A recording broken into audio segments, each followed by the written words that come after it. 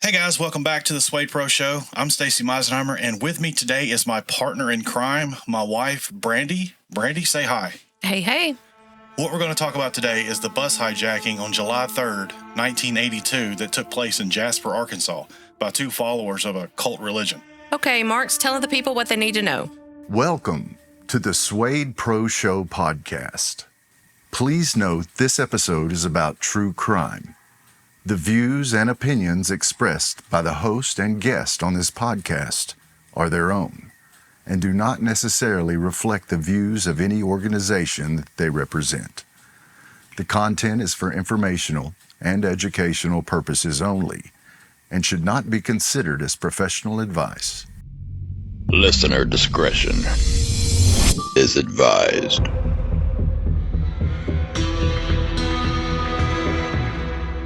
Former U.S. Marine Keith Hagler, if I'm saying that correctly, and his wife Kate Clark Hagler were followers of a man named Emery Lamb. Emery Lamb was the head of the Foundation of Ubiquity, or I'm going to call it FOO for short. And according to the dictionary, ubiquity is a noun.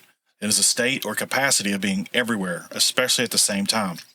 Kind of like omnipresence of God or Christ. According to aymag.com, July 3rd was a hot summer day in Arkansas. That day, Keith and Kate boarded the bus at the Little Rock terminal. And the man, Keith, was decked out from head to toe in Harley-Davidson gear. That day, Keith and Kate started arguing because they saw a kid on board. But Kate, who apparently had a miscarriage before, was not feeling so much mercy. Let's back up just for a little bit. Brandy, why don't you tell us how Keith was as a child? Keith, for the most part, was a good boy. I mean, he was pretty normal, except for the fact that he had rage issues. He had already been drawn to the Bible and the beliefs of the Bible, but if people didn't see things the way he wanted them to see them, he would have fits of rage. He couldn't control his behavior. He ended high school at a youth behavioral care facility, and by December of 1976, the 22-year-old had left the Marine Corps. He realized that civilian life wasn't for him. He liked the structure of the Marine Corps, but he was a free spirit. Which kind of contradicts itself. Exactly. So a good friend of Keith's noticed his unrest and said, "Man, you should go visit Jasper. That's a really pretty place." So Keith headed to Arkansas. Once he made it into Jasper, he headed to a store on the square. And that is where he met Emery Lamb. And this is how things head south from here. If you think about it, everything lines up for a reason, right? These two met for a reason. And I believe that if Keith would have never left Missouri or even met Emery, none of this would have ever happened. Now, if you guys remember, Emery is the head of the Foundation of Ubiquity. He had self-published pamphlets that had his interpretation of the Bible. It had various different Bible verses mixed up to kind of get the point across that he was pushing. So Emery, with his marketing, he had FOO stickers, and with these stickers, he placed them anywhere and everywhere that he could possibly find, just to kind of push the point that he was everywhere, that he is the Father, the head, that he's omnipresent, which is kind of weird. That's right. To take that upon himself. Well, we're talking about somebody different. Yeah. It wasn't long before Keith would ask to join the FOO. I can't. Okay. So after Keith was involved with the group for a while, he asked Emery if he could call him Dad. Kind of makes me wonder what his relationship with his dad psychologically was, but it kind of got to where people were calling him Baby FOO because Keith was with Emery all the time. Keith ended up sleeping in a van out at his place, I guess. Neither Keith nor Emery attended church publicly, but they were both professed believers. It is said that they assigned each other personas, and that they were the two witnesses mentioned in Revelation chapter 11. So this chapter, I encourage you to read it yourself, but it's kind of long. It essentially gives a lot of power to these two witnesses over the earth, and that they're going to be killed and their bodies are going to resurrect in 3.5 days. There's a lot of depth to that, and I think there's a lot of ego to that they would think that they are, or that he would think that he is one of these witnesses. Well, it gets a little different after that because not only, as you can imagine, they didn't have any luck recruiting, Keith actually had an epiphany, or whatever you want to call this, because he actually looked at Emery as the father at this point, not a witness. So what that means is they needed another witness, and that witness was going to be found in California. All right, let's go to California. Let's introduce you to Kate. Kate seemed like a normal woman at the time, and she was actually training for the 1980 Olympics. A little bit of information I found out about Kate. Well, she grew up in the San Francisco area. Her mother, Ellie Clark, was a former mayor of Pacifica, California. Kate attended Terra Nova High School. She was an active member of the swim team. Enter Keith. And when they got together, Kate just dropped off the side of the earth, it almost seems like. Her friends were warning her that Keith was crazy, but Kate didn't see it. Love is blind. Keith had Kate eating out of dumpsters. Didn't they sleep in tents too? Yes, they did sleep in tents. One news article stated Kate met Keith in San Francisco. The couple arrived in Jasper around 1979. Former U.S. Marine Keith Hagler, age 26, and his wife, Kate Clark Hagler, 24, were joined together in a wedding ceremony performed by Lamb. They lived on Lamb's land a few miles from Jasper, where Kate Hagler worked at the Ozark Cafe. Customers remember her as being sweet and always doing good. They became convinced that Lamb was the Messiah, and if they died and their bodies were brought back to Lamb, that they would rise from the dead after 3.5 days. The couple devised this plan to die at the hands of police officers. I don't know if she bought that message at first, or she just fell head over the heels for Keith. But Keith knew, with his influence over Kate, that ultimately she would do what needed to be done. And by saying done, let's fast forward to July 3rd, 1982. Hey, you! If you're enjoying this, why not give us a like and consider following us wherever you get your podcast? Sharing is caring, and we would love your feedback, so drop us a line. Now, back to the SWADE Pro Show. Thanks, Carson. And now, Kate is in the back of a Trailways bus holding a .38 caliber pistol. Keith gave strict orders to the bus to turn around towards Jasper. Once there, he gave strict orders. Park blocking holiday traffic in both directions. But he wanted it pointed towards the courthouse, which guaranteed an audience for the message that he was going to be giving. Keith actually handed that note to the young kid and told him to go show it to a sheriff. So, Brand, what was the note about? So the note was pretty simple. They wanted a reporter by the name of Jim Caldwell to report on what was going to happen. Jim had 2 hours to get to Jasper, or they were going to kill a hostage every half hour until he showed up. Jim actually got there so quick that they ended up releasing 7 hostages. Keith and Kate actually spoke with several journalists. The journalists tried to talk them down and convince them to abandon their plans, but they didn't have any luck with that. So why did they end up doing this? So what I'm trying to say is, what is the point of this? Well, their point was they were trying to get law to, I guess, suicide by police. They wanted their bodies taken to Mr. Lamb's property so they could be resurrected in 3.5 days. Remember, they thought that Mr. Lamb was the Messiah and they were the witnesses and that they would be resurrected. So this goes back to Revelations chapter 11 again. They were just basically they're just living out that. Right. So in Keith's note, he mentioned that today was the last day of the 1,260 days that he had to fulfill their mission. Law enforcement, I think, knew their plans. I think they knew that Keith and Kate wanted the actual law enforcement to kill them, and that was what they wanted to go down with. They wanted the law enforcement to kill them so they could raise up in 3.5 days, just like the Revelations stated. And law enforcement was going to do everything they could to not let that happen. Right. The law enforcement was not going to do that. I think there was a person who was dispatched to go to Emery Lamb's place. And, of course, Emery Lamb did not go for that. He said if he was to go, nothing would change their minds. And according to the New York Times, Emery considered the couple as his children, talking about Keith and Kate. He said he had mixed emotions about Mr. Hagler's death, talking about Keith, in his mind. He is still well, Emery Lamb said. I know that he isn't going to walk to the door and say, "Hi, Dad," or anything like that, but he's okay, whatever that means. Now, the whole point of this, remember, was to draw attention to their religious beliefs. Both Keith and Kate at first refused to leave the bus and begged the police to kill them. But when the police refused multiple times, they had to come up with a plan to get their wishes fulfilled. The law enforcement reminded Keith and Kate about the arrangement they made to release the hostages. At 4:46 p.m., both Keith and Kate, armed, step off the bus and begin walking towards the police barricades. State police and local authorities were warning them to stop and surrender. We're going to shoot you. And of course, that fell on deaf ears. This is the last warning. We're going to shoot.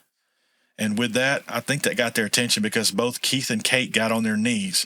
And the reason why they did that, Brandy, is so that it makes it more of a less injuring shot and more of a lethal shot because they're a smaller target. Gotcha. So maybe it could hit like an artery or something like that. I think they knew, of somewhat what was about to happen because these people were ready to die. So they wanted to kiss and make kind of I don't know what you want to call that, but they kissed each other and got ready to fulfill their holy mission. After they kissed, they both raised their arms to fire. I'm thinking kind of like a Young Guns kind of thing here, but not. Were they going to shoot each other? Do you think that was their plans to shoot each other? No, it said that they were aiming towards the police. Oh, okay. Again, I don't even think they shot the gun. Wow. So they were just kind of the gun. Who knows if the gun was even loaded? I haven't noticed that at all. So they're just aiming towards the police to get the police to shoot them and kill them. Gotcha. That was the whole mission. So when they reached out to shoot the police, sniper shot back, and Keith was shot in the shoulder. Keith never got a shot off.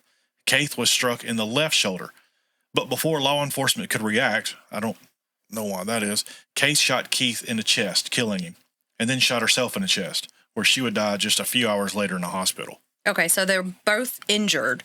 And when the cops were trying to get them to surrender with them both injured, Kate popped off a shot and killed him. And then her. And then turned the gun on herself. In the chest. He was killed instantly, and then she died later. Yeah, a few hours later. I don't know why she would shoot herself in the chest or whatever, but, she shot him in the chest, killing him, and then she shot herself in the chest and dies a few hours later in the hospital. Well, I mean, you think these people aren't thinking very clearly anyway. Then they were expecting the cops to kill them, and then when they wouldn't cooperate, they had to, I guess, figure out how to do it themselves. So yeah, but I mean, if I'm going to kill myself, I'm not going to shoot myself in the chest. I imagine the adrenaline going and not having a plan. Who knows what she was thinking? Or they may not have been able to, considering they were shot in the shoulder. Maybe that's why the sniper shot him in the shoulder, so they wouldn't do suicide, shoot himself in the head. Well, they're always going to try to subdue things with non-fatal outcome. Okay, so they may have had a backup plan because explosives were found on the bus. The officer ended up removing the explosive and throwing it into the river below the bridge, according to UPI.com. Okay, so Keith and Kate got their way. They were both killed that day, but neither one of them were buried on Lamb's land, and neither one of them resurrected in 3.5 days. Keith was laid to rest by his family in North Carolina, while in California, Kate's mother received her ashes. It wasn't the headlines that Kate once dreamed of, nor was it the everlasting impact of Keith's vision. It was over for the couple, but not for Emery Lamb, and that's what I want to talk about. So Lamb wasn't even willing to be interviewed about the couple, and that made a lot of people upset because there were so many questions, myself included. He had such influence over both Keith and Kate. He saw them as his children. He calls this episode to begin with, and I think that, like other people do, I've seen it online to where it said, people believe that he knew the impeding event, but chose to let it happen. So he didn't try to stop it at all, even though he knew that they were wrong. Right. I don't even know if he knew they were wrong. Maybe I think they were all crazy. Very possible. But the fact that he had influence over them, and he knew that, you can't tell me he didn't know that, and he didn't try to intervene. Right. I'm surprised there's not some kind of charges that got that held against him for having that influence. Right, because he basically had influence over them. I mean, I'm not going to say this. I'm not going to say this right way. In my opinion, I think that he could have stopped it. He didn't stop it. He may have put him up to it to do it. Who knows? I mean, if you're mixing Bible verses, you can just do whatever you want to do. You know what I mean? Right. You have a lot of influence over these people that are obviously lost. Following the events, the small-town businesses would refuse service to Emery Lamb. And years later, Kate's mom actually came to Jasper looking for answers, but Keith Lamb wouldn't even meet with her. He ended up dying alone. Emery Lamb was largely ostracized following their deaths. Have you been to Jasper ever? I don't think so, no. I hadn't either. I've been past it on the highway. I don't even know what it's close to. I've been all around there when I was going to Eureka I was in all kind of places, but I've never seen Jasper. I've never gone off the exit to Jasper that I know of. We need to do that. Not because of this. Maybe. It's nothing to do with it, but it's over there by that old bridge and everything. Over there kind of by the Buffalo River or whatever. Okay. Something vaguely is telling me that Dad may have gone that way to go to Branson one time, but I was young. I don't remember. I don't know. Okay, so what do you think about this? Like, should Emery have caught charges? I mean, I don't have a law degree. I don't know if there's any charges out there, but I've heard that if you encourage someone or plan the death of someone, I don't know if it's manslaughter or what it is, but they should have some responsibility. I don't know. So he knew they were doing this. So That's that makes you speculation. guilt by association, right? At least that. Very possible. Because remember, they had a guy actually go to Emery's place, and he said, "No, I wouldn't do any good. They're going to do what they're going to do." Right. I just don't think there's enough evidence to bring it to trial without a confession. And he wasn't willing to talk to the police, so you're not going to get a confession. And it's good the town turned their back on him too. Yeah. I still think he should have caught charges, but back then, 1982, things were different. I can't imagine someone catching charges now. How are you going to prove an assumption unless you have other people in the cult that are willing to be a witness? Hold on a minute. This brings up that's a good statement. But at the same time, there's other people that are head of Charles Manson. His people did stuff. I mean, you got to talk about other things like that, and he's responsible for what their actions are, right? Or no? Yeah, well, a lot of the people that had charges against them in the Charles Manson case, there was actual physical evidence, blood evidence, gun evidence, knife evidence to bring charges. So, I mean, I don't understand, I guess. Well, I mean, I don't know as many documentaries as I've watched. I'm not sure what the actual charges were that were brought against Charles Manson. Because I can't remember. Everybody's been told that his followers acted on his behalf. Right. So that's basically the same thing we have here. Right. Emery was the father. Kate and Keith were the children. And none of them are here now. And as far as that goes, you can't charge a dead person. But I still feel like that Emery Lamb should have been charged. Maybe some of our listeners might know a little bit more about the law, and they can comment on what kind of responsibility a follower or a leader of a cult or a leader of a group that pushes people to do something that's going to take a life, whether it's malicious or not, whether it's self-infliction or not. But I mean, because there's been a lot of cases of mass suicides and things like that for religious beliefs. I'm curious to know case by case, like what kind of charges that can be brought against someone. Yeah. Okay. The sources of this include aymagazine.com, New York Times, UPI.com, and I did get conflicting information. Some of it was called, especially on the foo part, which kind of makes me wonder, the more you regurgitate something, if you will, and try to change it up so you're not copying, how accurate is it going to be? It's kind of like that rumor thing, in the classroom, where you start with Johnny in the front, and when it gets to Susie in the back, you're nowhere near what it was the teacher whispered in Johnny's ear. The telephone game? Well, I'm talking about the rumor game. Yeah. We've done our best to represent the truth as we could find it online. So the Foundation of Ubiquity, do you know how many people they convinced to join? Well, they had about 125. It's hard to find out exactly because online I've noticed that it's either the Foundation of Ubiquity or the Father of the Universe. So there's mixed information from what I could find online. Okay. I have seen where it's the Foundation of Ubiquity. The Father of the Universe is kind of new. But that acronym kind of fits because of foo. Well, the funny thing is other 125 members, they called Lamb Daddy Foo. Oh, okay. That's why Keith was Baby Foo. Yeah. This is funny. Okay. I mean, I've never heard of this at all. No. Of course, I was a baby in 1979, so I wouldn't have heard anything about it. No, but through the years. No, I've never heard anything through it. I've driven past it. I guess being young, I just never knew anything about it, just like the Ronald Gene Simmons case here in Arkansas. once we started talking about it, I realized so many people knew about it, but I never knew about it with all of the unsolved mysteries and whatnot that I listened to and watched growing up. I will say this, that I've kind of noticed, and when I read more cases, this may change, but all of these mass murders are just crazy off the wall things that have happened in Arkansas. If it's not a hunting accident type thing, it's people that were transplanted into Arkansas that didn't grow up around here, from what I've noticed. Okay, so that's the end of the episode. This actually did happen in Arkansas. There's a lot that happens in Arkansas, and we're going to try to cover that. If there's anything you'd like for us to cover, leave a comment, and we'll get to it when we can. Other than that, Brand, you have anything? I just hope everybody's patient with me because this is my first podcast. I've never done this before, and hopefully my Arkansas twang didn't come out too much. No problem. All right. We'll see y'all later. Bye. Bye. Thanks for listening to the SWADE Pro Show. See you guys on the next episode.